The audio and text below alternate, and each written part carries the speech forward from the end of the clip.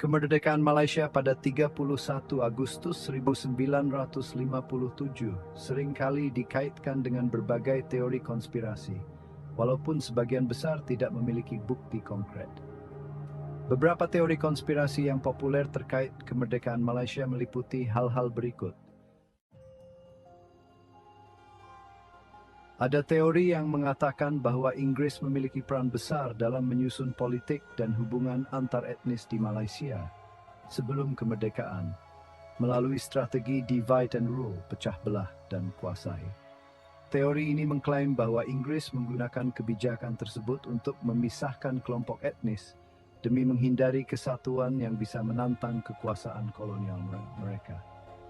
Ketika Malaysia mendekati kemerdekaan, politik etnis dianggap sudah tertanam, sehingga dapat mempermudah transisi yang tetap menguntungkan Inggris.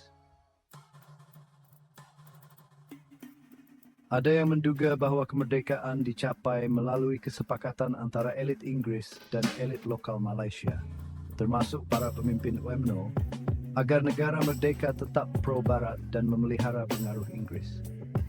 Dalam teori ini, para elit Inggris ingin memastikan kepentingan ekonomi dan politik mereka tetap terjaga, bahkan setelah Malaysia mencapai kemerdekaan. Ketika gerakan komunis seperti Parti Komunis Malaya (PKM) mulai aktif pada masa menjelang kemerdekaan, banyak yang merasa Inggris menggunakan ancaman komunis sebagai alasan untuk memperlambat proses kemerdekaan. Beberapa teori menyatakan bahwa Inggris memperbesar ancaman komunis sebagai alasan untuk tetap tinggal lebih lama dan memperketat kendali, meski akhirnya kemerdekaan tetap diberikan setelah tekanan dari berbagai pihak. Malaysia merdeka saat Perang Dingin sedang berlangsung, dan ada yang percaya bahwa negara itu sengaja diposisikan sebagai bagian dari blok Barat bersama Amerika Serikat. Menurut teori ini, Malaysia dikembangkan sebagai benteng untuk mengekang pengaruh Uni Soviet dan penyebaran komunisme di Asia Tenggara.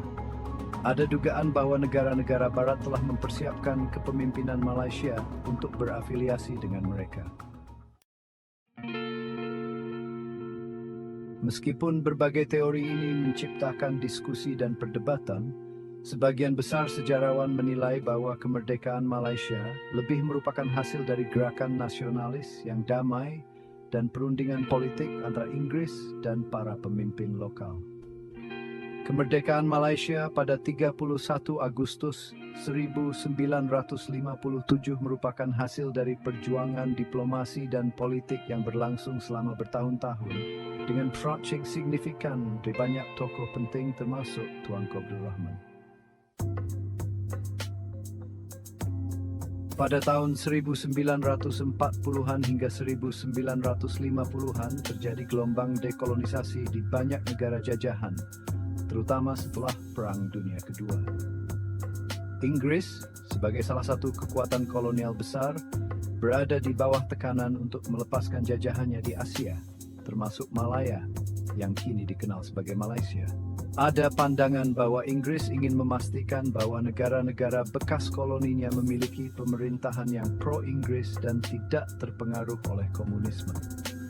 Hal ini berhubungan dengan Perang Dingin, di mana kekuatan Barat ingin mencegah pengaruh komunis yang berkembang pesat di Asia.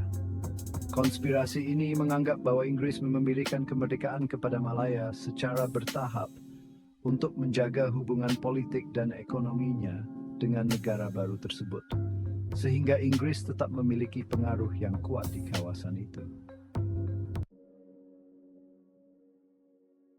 Tuanku Abdul Rahman adalah Perdana Menteri pertama Malaya yang kemudian menjadi Malaysia dan tokoh sentral dalam proses diplomasi menuju kemerdekaan. Beliau bersama dengan tokoh-tokoh dari perikatan, yaitu koalisi partai-partai politik di Malaya yang terdiri dari UMNO, MCA, dan MIC, melakukan negosiasi dengan pihak Inggris. Alih-alih menggunakan konfrontasi atau perjuangan bersenjata, Tuanku Abdul Rahman memilih pendekatan diplomatik dan kooperatif. Ini sesuai dengan strategi Inggris yang lebih mendukung bentuk kemerdekaan damai melalui perundingan, yang dianggap lebih stabil untuk kepentingan mereka di kawasan. Tuanku Abdul Rahman juga memegang peran penting dalam menyatukan komunitas-komunitas di Malaya, termasuk Melayu, Cina, dan India, dalam pemerintahan yang stabil. Hal ini membuat Inggris merasa yakin bahwa setelah kemerdekaan, Malaya tidak akan beralih ke ideologi komunis atau menjadi negara yang tidak stabil. Karena pendekatannya yang moderat dan pro-perdamaian, Tuanku Abdul Rahman dihormati dan dianggap sebagai sosok pemersatu bukan hanya di kalangan rakyat Malaysia, tetapi juga oleh pihak Inggris.